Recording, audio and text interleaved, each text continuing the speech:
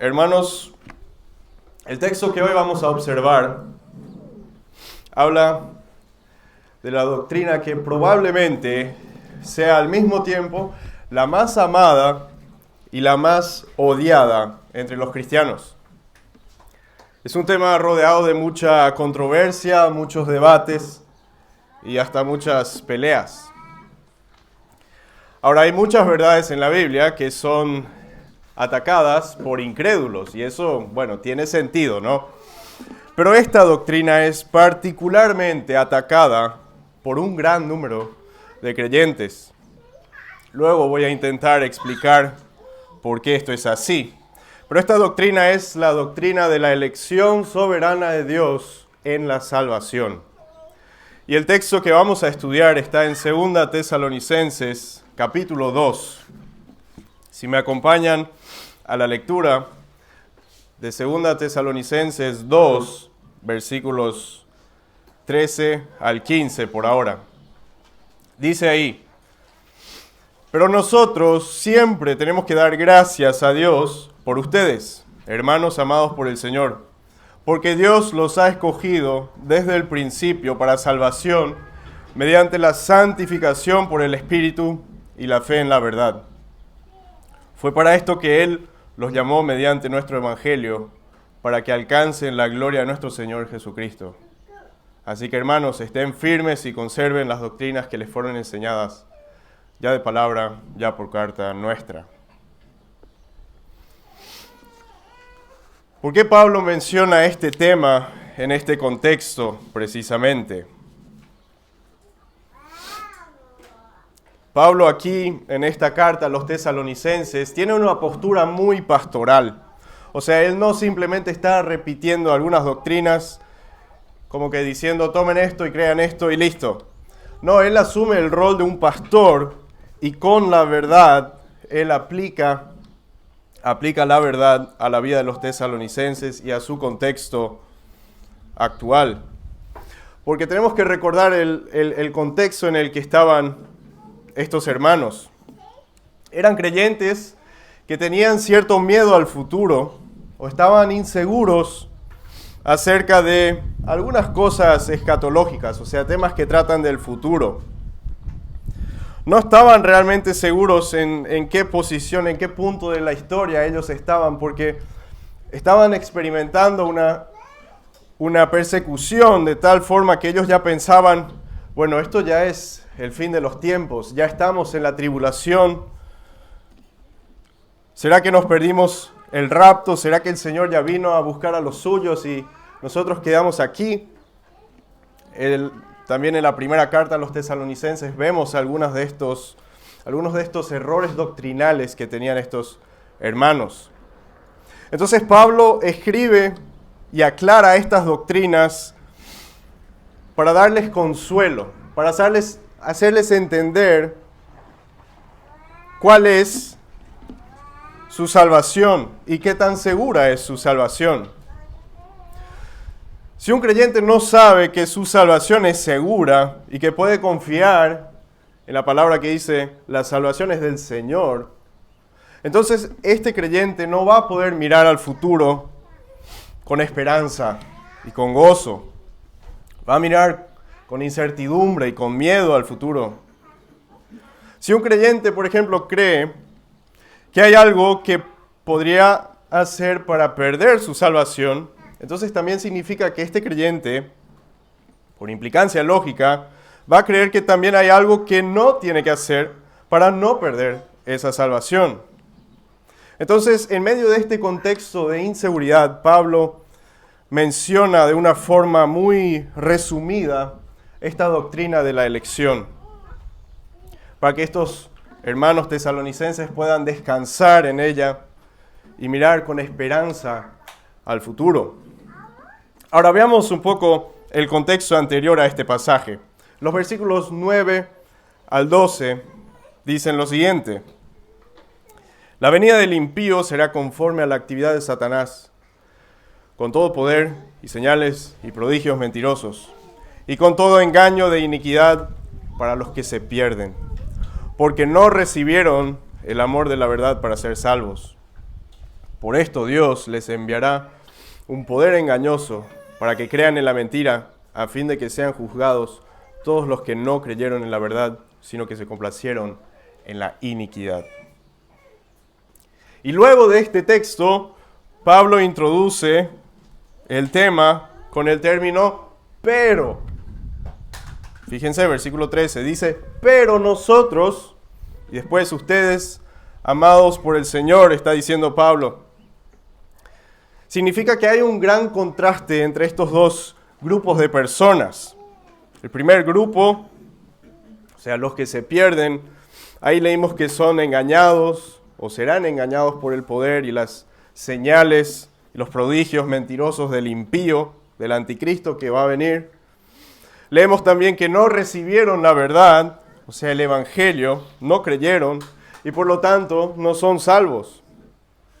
Y leímos que Dios los juzgará por eso, por no creer y por amar la iniquidad, por amar el pecado. Pero ahora Pablo dice acerca de este segundo grupo, ustedes, hermanos amados por el Señor, y allá va introduciendo el tema, ¿no? Amados por el Señor. Y habla de que son escogidos para salvación, en contraste con los otros que se perdían. Habla de este grupo que son o que recibieron la santificación por el Espíritu, en vez de ser juzgados por amar la iniquidad. De este grupo Pablo habla de que tenían fe en la verdad, en contraste con aquellos que se pierden que no recibieron el amor de la verdad para ser salvos. Y de este grupo, o sea, la iglesia, los creyentes, Pablo dice que son llamados por Dios para alcanzar la gloria de Cristo. Entonces, Pablo usa este término pero para entrar a hablar de esta doctrina fundamental y para hacerles recordar a los tesalonicenses algunos temas relacionados a su salvación. Y vemos, si leemos versículo 13, ahí vemos el resultado que esta salvación, que esta elección produce en el corazón del creyente. Dice Pablo, nosotros siempre tenemos que dar gracias a Dios por ustedes. Ahora aquí Pablo se refiere a sí mismo y sus colaboradores en el ministerio, pero esto aplica a todos los creyentes de la iglesia, porque todos tenemos que dar gracias por nuestra salvación y la salvación de los demás. Esta doctrina de la elección siempre va a llevar al creyente a dar gracias a Dios. Más adelante veremos los detalles del por qué. Pero por ahora vemos esto, que esta doctrina produce un fruto de gratitud en las personas. No debería resultar en orgullo o en discusiones sin sentido, sino que el resultado debe ser nuestra gratitud. Y ese también debe ser nuestro objetivo cuando hablamos y discutimos de esta doctrina con aquellos que se oponen a ella. Debemos apuntar a que la otra persona entienda y crea esta hermosa doctrina de la elección. ¿Para qué? Para que ella dé gracias a Dios. No discutimos para ganar un debate o para burlarnos del otro, sino para que la persona pueda mostrar esa gratitud a Dios y glorificarlo por su salvación. Continúa el versículo 13 diciendo, por ustedes, hermanos amados por el Señor. Y aquí vemos otro tema fundamental en el estudio de este tema. Qué hermosa introducción, ¿no? Qué hermosa forma de hablarles a estos hermanos y decir que son amados por el Señor. El amor de Dios hacia nosotros es la base para entender esta doctrina. Si partimos de nuestro amor hacia el Señor, vamos a fallar y tener un análisis incompleto del tema. Y no tenemos que olvidar otros pasajes, como por ejemplo 1 Juan 4:19, que dice, nosotros amamos porque Él nos amó primero. O Romanos 5:8, donde dice, pero Dios demuestra su amor para con nosotros, en que siendo aún pecadores, Cristo murió por nosotros. O sea que antes de nuestro amor, antes de los frutos de nuestra salvación, antes de todo eso, estaba el amor de Dios hacia sus escogidos. Entonces, entender que nosotros, como sus escogidos, somos amados por el Señor de una forma muy especial, es fundamental para entender esta doctrina. Ahora, vayamos al grano del texto. ¿Por qué dar gracias a Dios por estos amados por el Señor? Versículo 13. Porque Dios los ha escogido desde el principio para salvación. Y aquí llegamos al tema polémico. La elección eterna de Dios para salvación. No fue Calvino el que inventó esta doctrina. Fue Pablo, ¿no? No, tampoco fue Pablo, sino que fue Dios mismo el que dio este plan de salvación. Ahora, ¿qué significa que Dios ha escogido? Miró al futuro nomás y vio que ese grupo iba a creer y ahí los escogió. Este sería un argumento ilógico, porque si es así, ¿qué necesidad hay de escogerlos? Si ya sabe que van a creer en Cristo, entonces ¿para qué escogerlos? Ya está el grupo definido. ¿Para qué escoger entonces una vez que hayan creído? El término elección en todos estos versículos que vamos a leer, entonces no tendría sentido. Lastimosamente hay innumerables intentos de distorsionar esta hermosa verdad. Y es un intento de distorsionar el significado simple y natural de estos tantos textos bíblicos que hablan sobre la elección. Así que vamos a hacer un pequeño recorrido por algunos versículos que hablan del tema. Vamos a tratar de entenderlos y de interpretarlos de una forma simple y natural, sin complicarnos, sin pensar que hay significados ocultos, porque Dios inventó el idioma, todos los idiomas, y Él sabe cómo comunicarse con nosotros. Y su palabra es clara, la comunica de una forma clara, aunque sean doctrinas muy profundas, pero Dios no tiene algún mensaje secreto escondido por ahí que es imposible para algunos descifrar. Leamos algunos versículos que hablan del tema y pensemos quién es el que escoge y a quién se escoge. Por ejemplo, Juan 15:16. Ustedes no me escogieron a mí, sino que yo los escogí a ustedes. Es un pasaje muy simple y fácil de entender, aunque sea profundo. O Efesios 1:4 y 5. Porque Dios nos escogió en Cristo antes de la fundación del mundo, para que fuéramos santos y sin mancha delante de Él.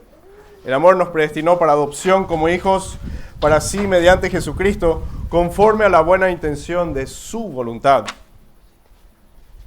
Otro pasaje, 1 Pedro 2:9. Pero ustedes son linaje escogido, real sacerdocio, nación santa, pueblo adquirido para posesión de Dios, a fin de que anuncien las virtudes de aquel que los llamó de las tinieblas a su luz admirable. Linaje escogido. O Deuteronomio 7, versículo 6. Porque tú eres pueblo santo para el Señor tu Dios. El Señor tu Dios te ha escogido para ser pueblo suyo de entre todos los pueblos que están sobre la superficie de la tierra. Mi pregunta es, ¿eligió Israel a Dios? ¿Eligió Abraham a Dios? ¿Elegimos nosotros a Dios? ¿O fue Él quien nos amó primero y quien nos escogió? Es Dios el que escoge. Y Él escoge a los que Él decide escoger. De lo contrario, no sería elección. Pero personas han tratado de distorsionar cada término de esta doctrina. Y dicen, por ejemplo, escoger no significa realmente eso, sino que significa mirar al futuro y observar lo que va a pasar. O han dicho que, salvación La elección no se trata de la salvación, sino que es una elección para un servicio nomás. Sí, hay elección para servicios. La Biblia habla de eso. Pero el tema central de la elección es una elección para salvación, como dice claramente el texto. Y otros van a tratar de distorsionar el término que dice desde el principio. Y van a decir, no, eso no significa desde la eternidad o antes de la fundación del mundo. Significa desde el principio de la fe de esa persona. Ahí tenemos otros pasajes que complicarían esa interpretación. Efesios 1:4 dice claramente que eso fue antes de la fundación del mundo. O 2 Timoteo 1:9, Él nos ha salvado y nos ha llamado con un llamamiento santo, no según nuestras obras, sino según su propósito y según la gracia que nos fue dada en Cristo Jesús desde la eternidad. O sea que desde el principio, antes de la fundación del mundo, desde la eternidad, son todos términos o frases que describen lo mismo. Y con estos versículos que leímos hasta aquí, ya sabemos quién es el que escoge, es Dios. ¿Y cuándo escogió Dios? Desde la eternidad pasada. Y ahora la pregunta podría ser, bueno, ¿por qué escoge Dios? O tal vez, ¿por qué escoge a unos sí y a otros no? ¿Será que Dios es injusto?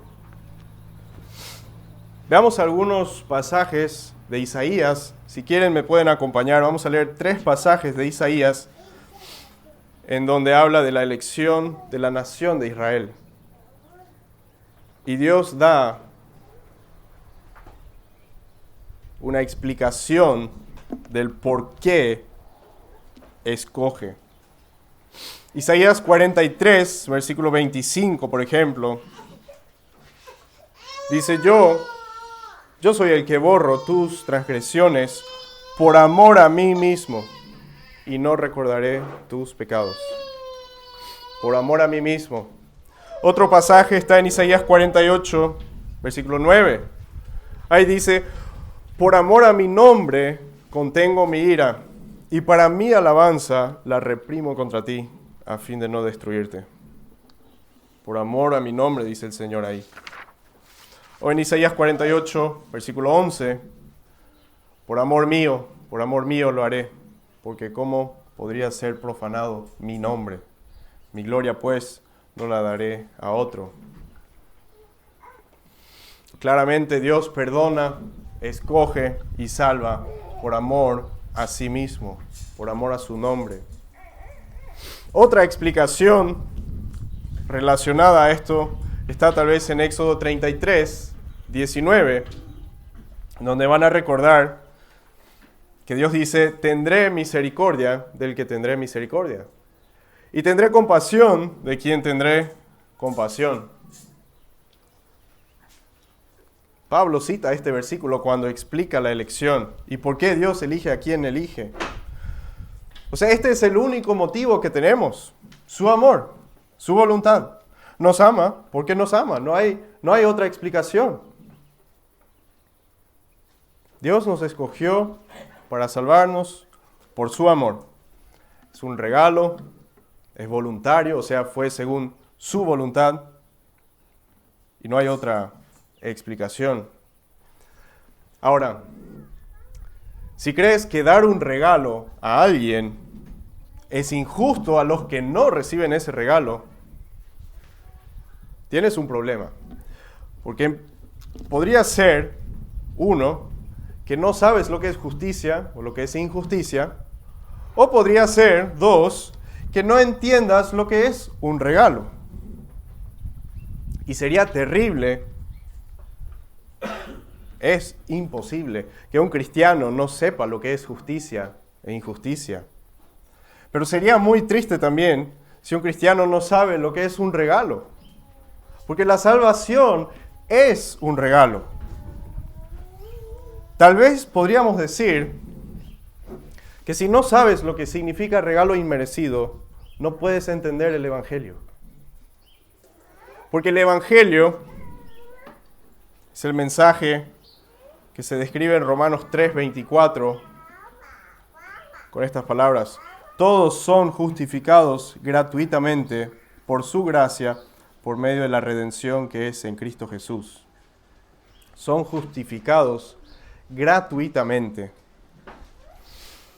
Si no sabes que esta justicia que obtienes, si no sabes que esta salvación se obtiene gratuitamente y no por algo que nosotros hicimos, entonces no entendiste el Evangelio. Efesios 2, 8 y 9 dice: porque por gracia ustedes han sido salvados por medio de la fe. Y esto no procede de ustedes, sino que es don de Dios, un regalo de Dios, sin causa, algo espontáneo de Dios. No por obras, continúa el texto, para que nadie se gloríe.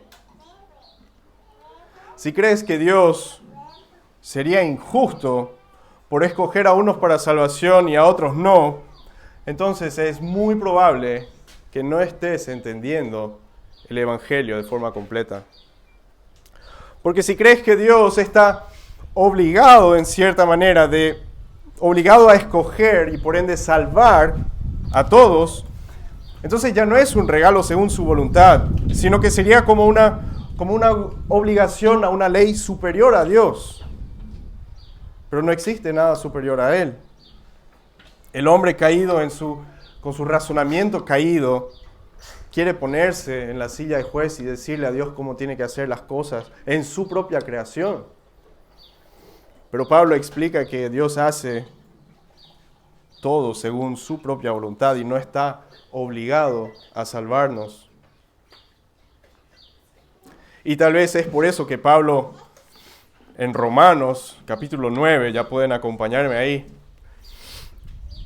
probablemente él esté un poco nervioso al pensar sobre estos razonamientos necios, a los que sí da una respuesta. Si me acompañan a Romanos 9, vamos a leer del 14 al 24, donde Pablo responde a estos argumentos que alguien podría tener. Dice: ¿qué diremos entonces? ¿Que hay injusticia en Dios? De ningún modo. Porque él dice a Moisés: tendré misericordia del que yo tenga misericordia, y tendré compasión del que yo tenga compasión. Así que no depende del que quiera ni del que corre, sino de Dios que tiene misericordia. Porque la Escritura dice a Faraón: para esto mismo te he levantado, para demostrar mi poder en ti, y para que mi nombre sea proclamado por toda la tierra. Así que Dios tiene misericordia del que quiere, y al que quiere endurece. Me dirás entonces: ¿por qué pues Dios todavía reprocha? ¿Por qué? ¿Quién resiste a su voluntad? Al contrario, ¿quién eres tú, oh hombre, que le contestas a Dios? ¿Dirá acaso el objeto modelado al que lo modela: ¿por qué me hiciste así?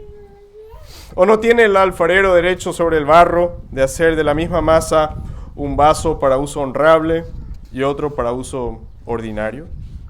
¿Y qué si Dios, aunque dispuesto a demostrar su ira y hacer notorio su poder, soportó con mucha paciencia los vasos de ira preparados para destrucción?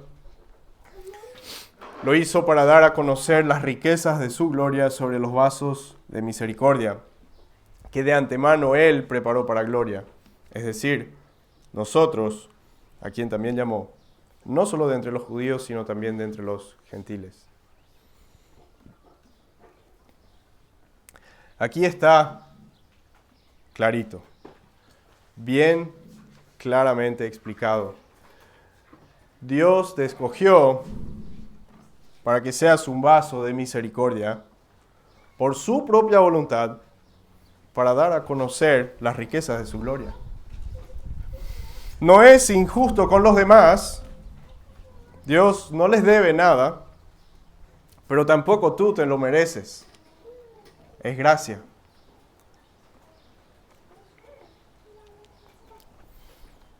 Ahora, volviendo al tema y volviendo al texto de 2 Tesalonicenses, también Pablo menciona aquí los medios que Dios utiliza para salvarnos.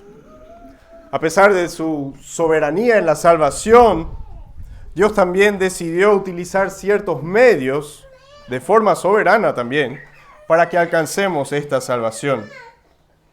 Esto no significa que la salvación dependa exclusivamente y en última instancia de estos medios, pero sí significa que Dios utiliza estos medios para salvar a los escogidos. Y continúa el versículo 13 diciendo, ha escogido desde el principio para salvación mediante la santificación por el Espíritu y la fe en la verdad. Mediante la santificación por el Espíritu y la fe en la verdad.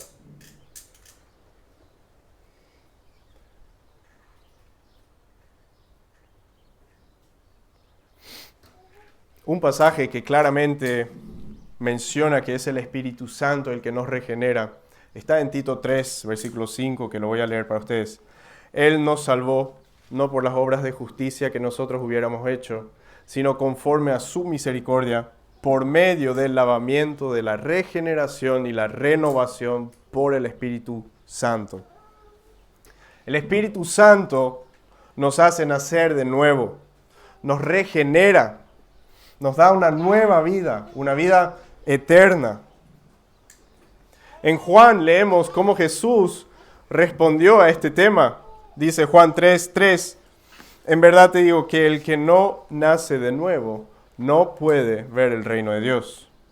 Y más adelante, versículos 5 y 6, en verdad te digo que el que no nace de agua y del Espíritu no puede entrar en el reino de Dios. Lo que es nacido de carne, carne es. Y lo que es nacido del Espíritu, Espíritu es. Yo te pregunto, ¿conoces a alguna persona que ha decidido nacer o que ha aportado algo en su propio nacimiento en la carne? No. Así es también en el Espíritu.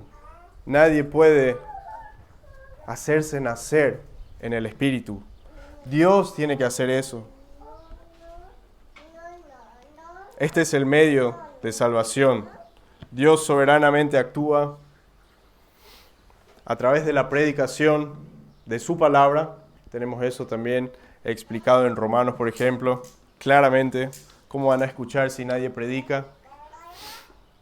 Pero es internamente el Espíritu Santo el que hace la obra interna de salvarnos, de abrir nuestro corazón, de cambiarlo, de abrir nuestros ojos para ver la gloria de Cristo. Ahora esos son los medios que se mencionan en el texto. Pero hay algo más en el texto y responde a la pregunta, ¿para qué nos salvó? ¿Para qué nos escogió? Versículo 14. Fue para esto que Él los llamó mediante nuestro Evangelio, para que alcancen la gloria de nuestro Señor Jesucristo. Para que alcancen la gloria de nuestro Señor Jesucristo. Parece una verdad muy profunda y por lo tanto creo que vendría bien si tomamos un poco de distancia y vemos o tratamos de ver un panorama más amplio de nuestra salvación. Quiero que me acompañen a Tito, capítulo 1, primeros versículos. Y vamos a empezar a digerir este tema que se menciona ahí. Dice Tito 1, 1 y 2.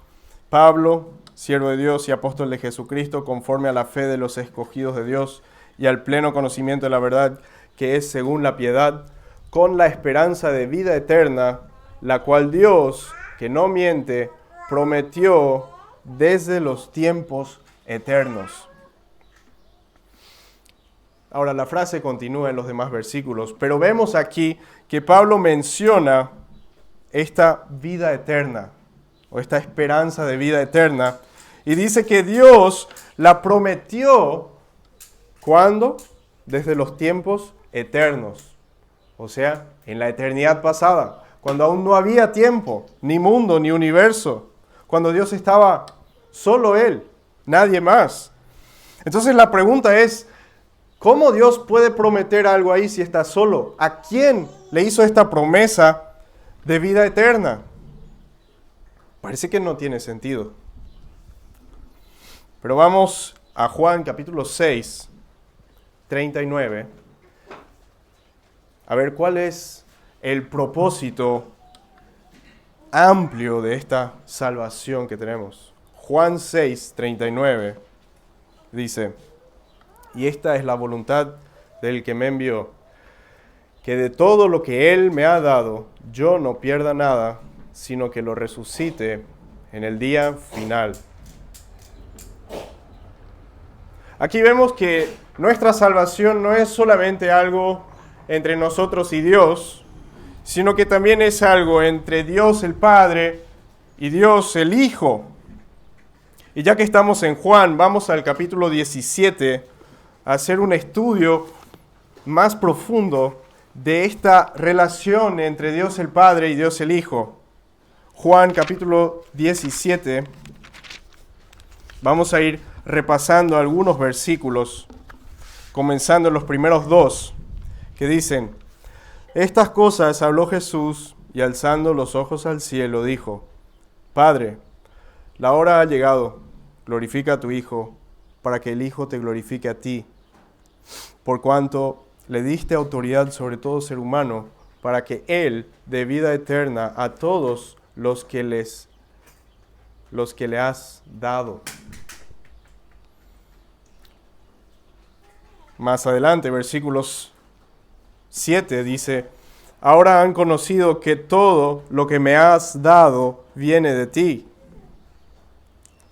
Versículo 9: y ruego por ellos, no ruego por el mundo, sino por los que me has dado, porque son tuyos.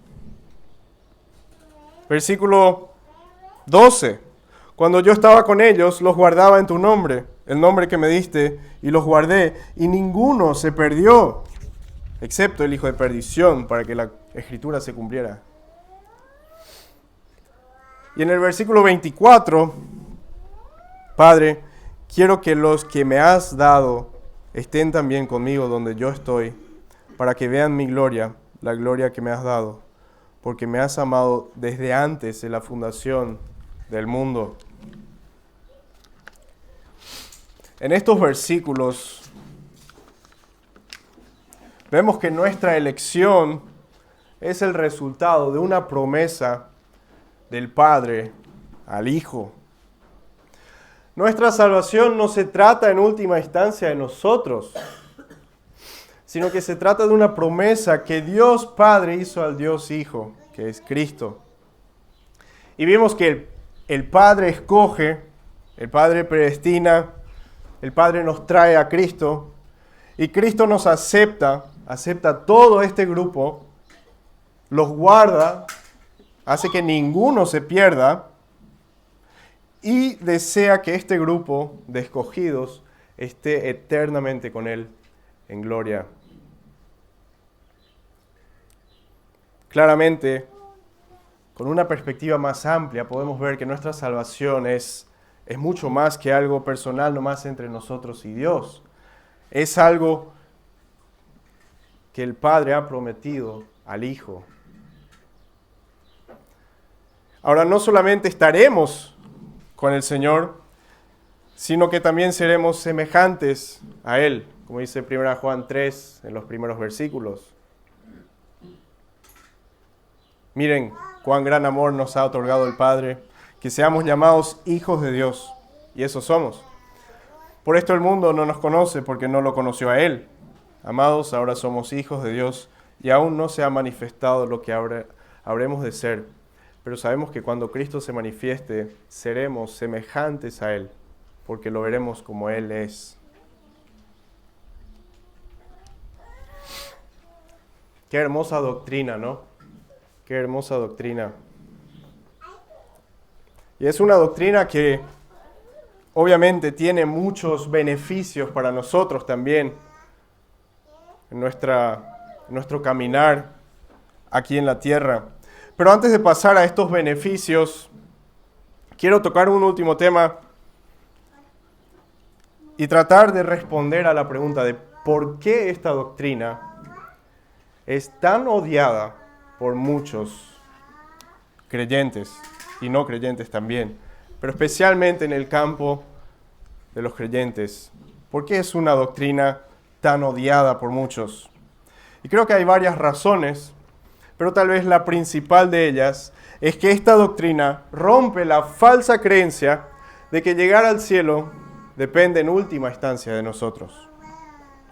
Estas personas dirán, bueno, Dios ha hecho todo y ahora ya solo depende de nosotros, de nuestra fuerza, de nuestra voluntad, de nuestros buenos deseos de buscarlo a Él. Y lastimosamente muchos creen que son salvos porque tomaron una decisión de tratar de vivir como Dios lo exige. Tal vez creen que hubo un punto en sus vidas en donde pensaron, bueno, voy a cambiar para que Dios me salve. Voy a servirle a Dios para que me salve. Voy a orar más para que me salve. O voy a dejarme bautizar y servir en la iglesia para que Dios me salve. Voy a tomar una decisión cada día para asegurarme, para que me salve. Estas personas creen que su salvación, y especialmente mantener su salvación, depende de ellos, de su comportamiento. Ahora, no necesitas entender ni conocer la doctrina de la elección para ser salvo. No me malentiendan. Si quieres saber cómo ser salvo, basta con creer el Evangelio, que Cristo murió por pecadores, que tú eres un pecador y que debes creer en Él, en lo que Él hizo y no en lo que tú hiciste en tu vida para ser salvo. Pero una vez que eres salvo, vas a descubrir en su palabra, no en tus razonamientos, sino en su palabra, que fue Él quien te hizo nacer de nuevo. Fue Dios quien te abrió los ojos, quien te dio un nuevo corazón, quien te dejó ver la gloria de Cristo. Es recién después de convertirnos que nos damos cuenta de que fue Dios el que nos escogió desde la eternidad para salvarnos y llevarlos a la gloria eterna de su Hijo. Hermanos, yo les puedo asegurar que ninguno de nosotros glorificará a Dios en el cielo por haber intentado salvarnos. Lo vamos a glorificar por habernos salvado. Por lo tanto, quiero motivarles a estudiar esta doctrina. Aunque la odies, estúdiala porque tiene muchos beneficios. El primer beneficio que podemos mencionar es que destroza completamente el orgullo humano. No hay lugar para el orgullo humano en nuestra salvación si entendemos esta doctrina hermosa de la elección. En segundo lugar, el segundo beneficio es que trae más gloria a Dios. Eso es lógico, ¿no? Porque deja en claro que es Dios el que escoge y quien se lleva la honra y la gloria. Y el tercer beneficio, y como último punto de la prédica, este beneficio es el gozo y la seguridad que da el creyente. Nos da seguridad de nuestra salvación. Vamos a Juan capítulo 6 a repasar algunos versículos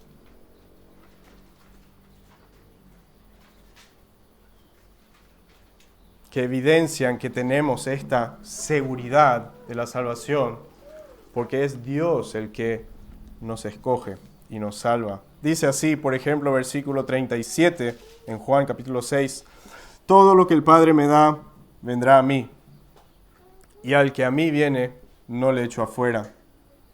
Más adelante, 39 al 40, y esta es la voluntad del Padre, el que me envió, que de todo lo que me diere, no pierda yo nada, sino que lo resucite en el día postrero.